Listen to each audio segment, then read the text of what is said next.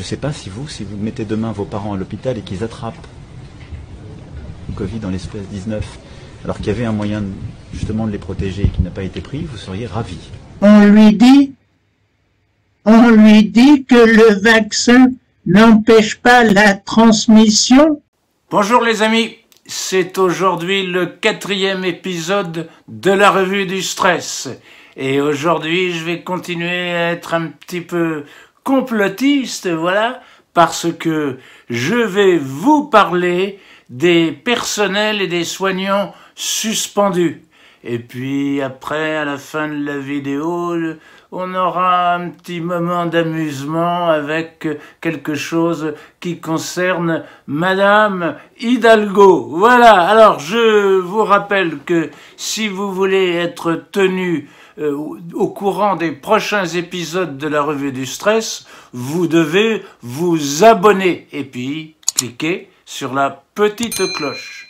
Maintenant, si vous avez des commentaires à faire, des critiques, des suggestions, eh bien je vous propose de ne pas hésiter à les mettre en commentaire. Et puis, comme je vais parler des soignants suspendus, eh bien je vous invite à partager cette vidéo et à la faire connaître. Allez, 4e épisode de la revue du stress.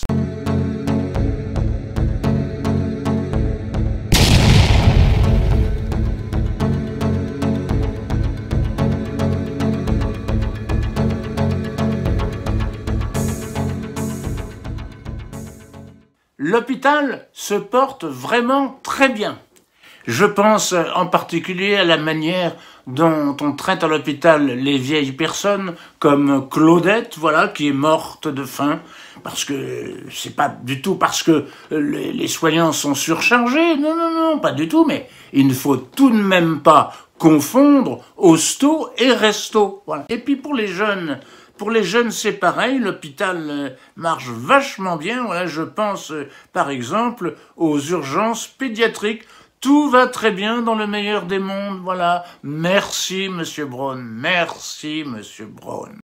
Oui, notre bon ministre François Braun s'occupe de tout. Je crois en sa parole, je crois en l'hôpital de mon pays. François est quelqu'un qui ne change jamais d'avis. Il est toujours inflexible dans ses positions. Il est constant dans ses positions.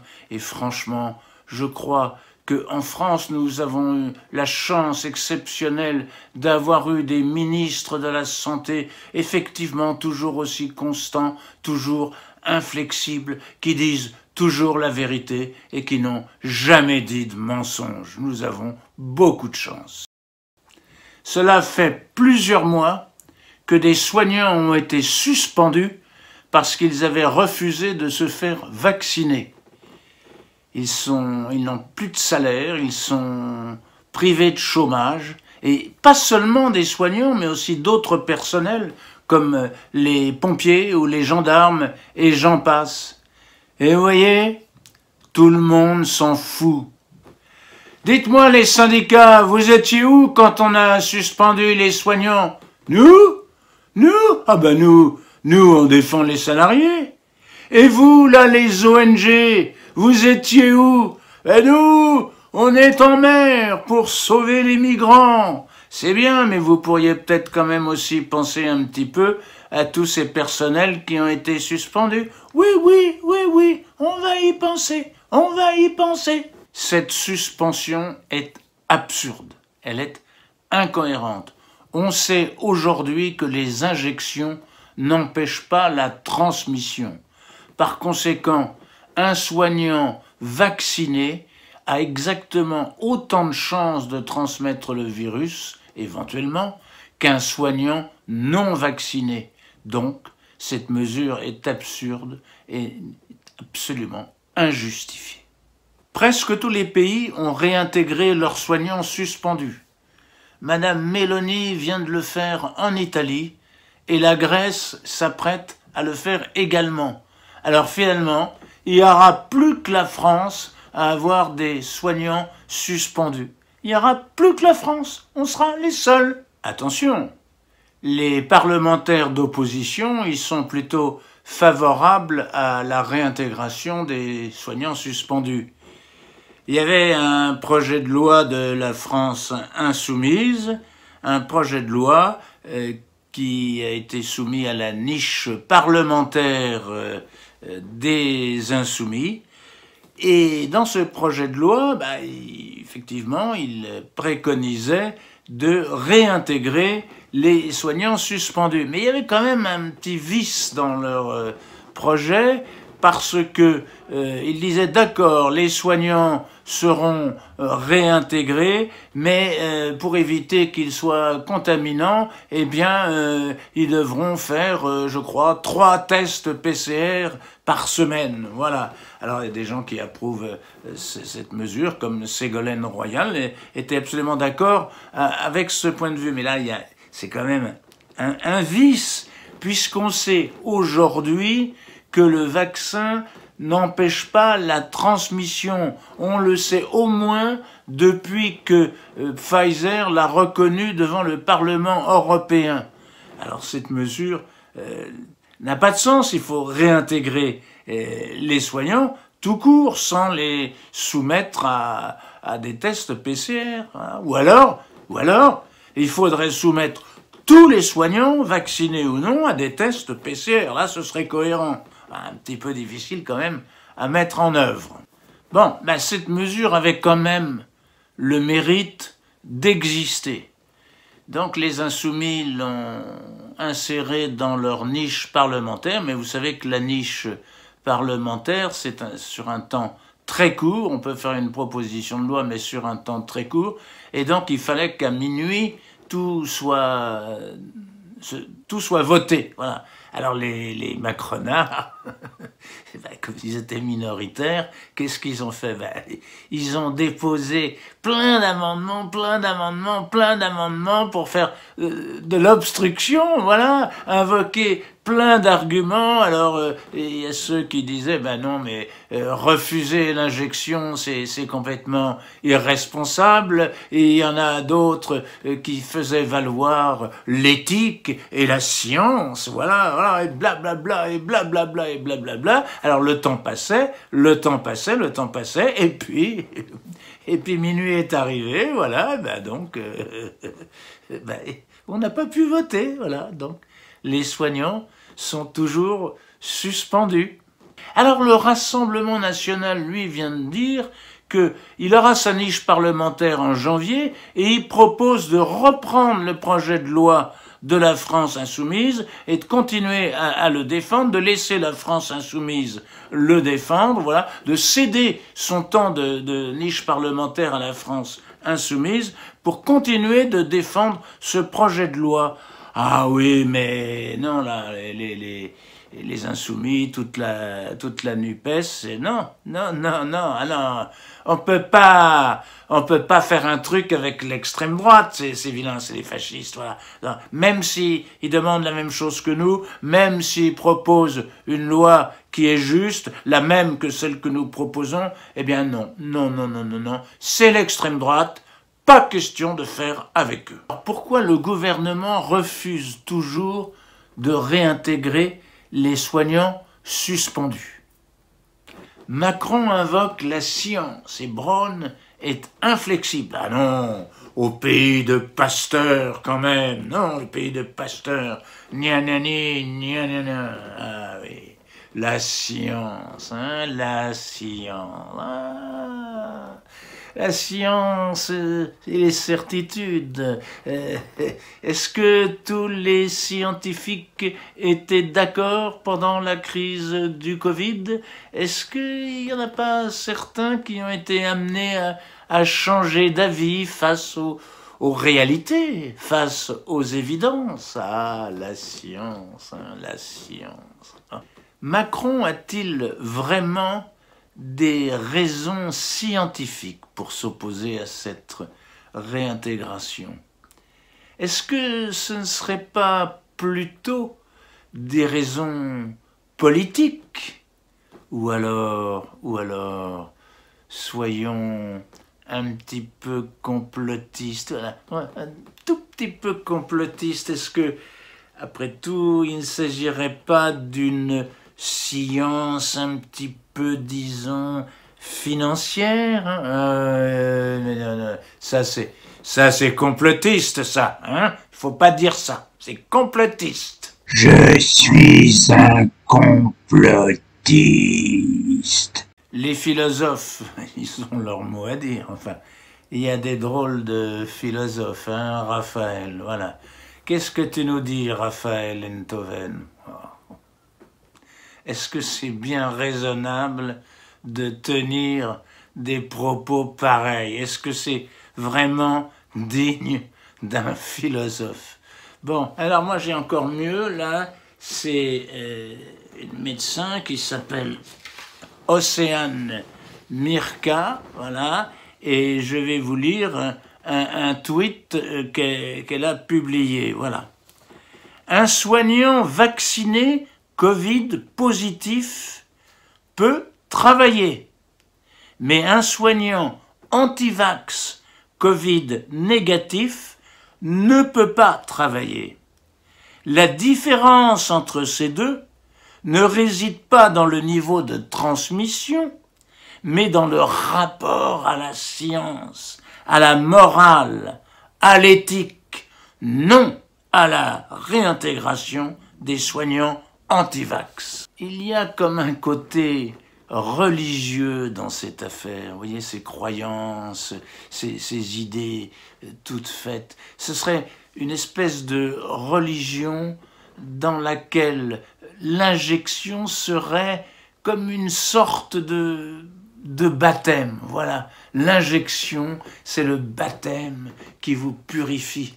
Et si vous n'avez pas reçu cette injection, vous n'avez pas d'éthique. Vous n'avez pas d'éthique, vous n'avez pas de morale. Vous êtes un pécheur. Vous allez aller en enfer.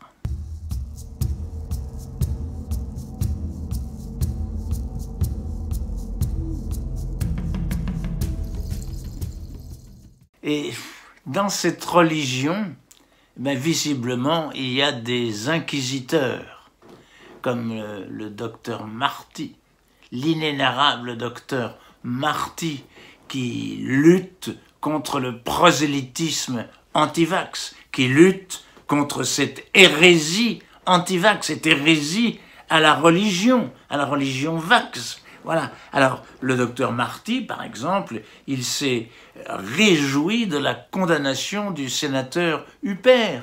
Et en fait, l'Inquisition va chercher à condamner notamment les médecins hérétiques. Il faut condamner, brûler moralement ces médecins hérétiques, comme justement le docteur Huppert, ou comme Martin Vonner, ou encore comme le professeur Perron. Heureusement, lui, il a été blanchi. Enfin, c'est pas confirmé en appel, mais enfin, il a été blanchi. Voilà. Mais enfin, le but, voilà, c'est de brûler les hérétiques, brûler les médecins déviants, brûler, bien sûr, moralement, pas sur des bûchers physiques, mais quand même les évincer, les condamner, quoi, à la mort sociale. Voilà. Quand même, moi, je trouve que dans tout ça, il y a quand même des faux culs. Ouais. Je crois qu'il y a des faux culs. On a des milliers d'années de recul sur ce vaccin, en fait. Quand on additionne, en quelque sorte, le temps de chaque personne qui a été vaccinée. La science. La science. Parlons de soignants qui, au pic de l'épidémie encore aujourd'hui, considèrent que ça n'est pas un devoir déontologique de se vacciner.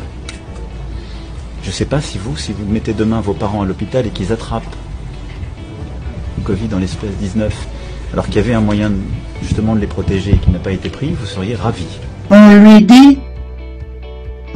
dit que le vaccin n'empêche pas la transmission. Il n'y a pire sourd que celui qui ne veut point entendre.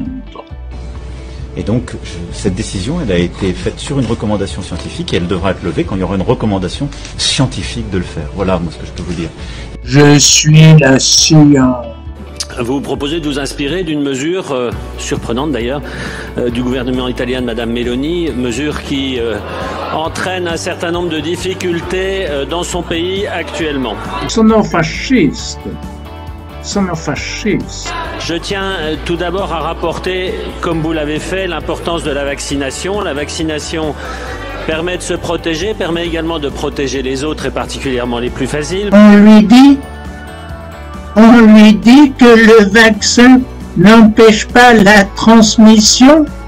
Il n'y a pire sourd que celui qui ne veut point entendre.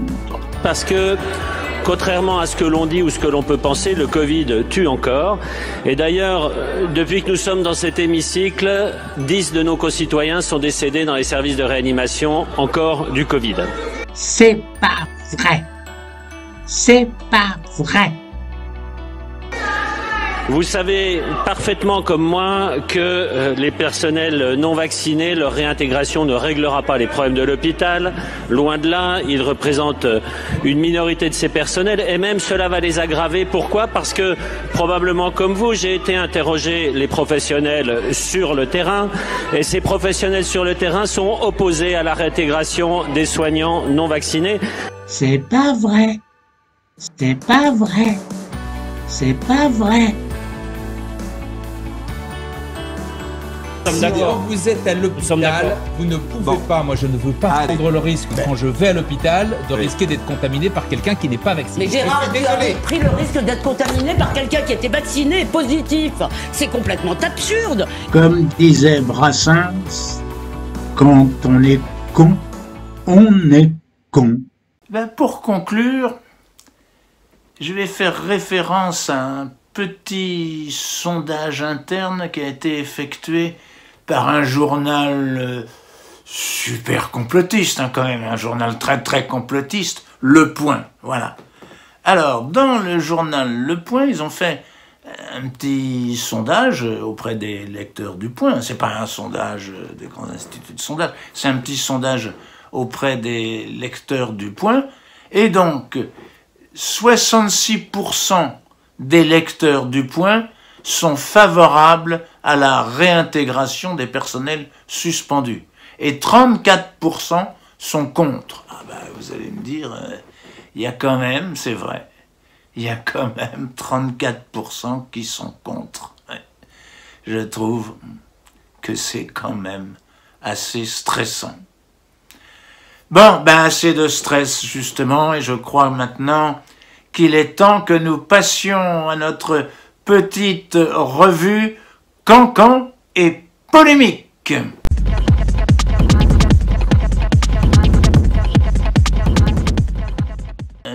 Parlons d'Elisabeth Borne qui a planté un chêne vert pour vanter sa persistance, oui, sa persistance dans les 49.3. Quant à notre ami Bayrou Plan-Plan, eh ben, il a été déchargé de la planification écologique. Oui, le haut commissaire au plan ne s'occupera pas du plan pour l'écologie. C'est marrant. Hein. Alors, le pauvre Bayrou, il lui reste quand même le CNR. Hein. Ah, pas celui de la résistance, non. Celui de la refondation. Voilà, encore un truc. Bon. Alors, le plus marrant, c'est Anne Hidalgo, notre chère Anne, la reine des rats, voilà. Alors, Anne Hidalgo, elle a proposé au maire de Kiev, elle lui a proposé de lui faire profiter de son expérience à la gestion de Paris, de lui faire profiter de cette expérience pour l'aider à remplacer les voitures par des vélos. Allez, écoutez. Yes. We need plan. If you want to rebuild, you need to have a plan. Yes, we can help. Of course, our cities, Paris, maybe in the transformation of the infrastructure to go from a car to a bicycle is very interesting because it's a new model.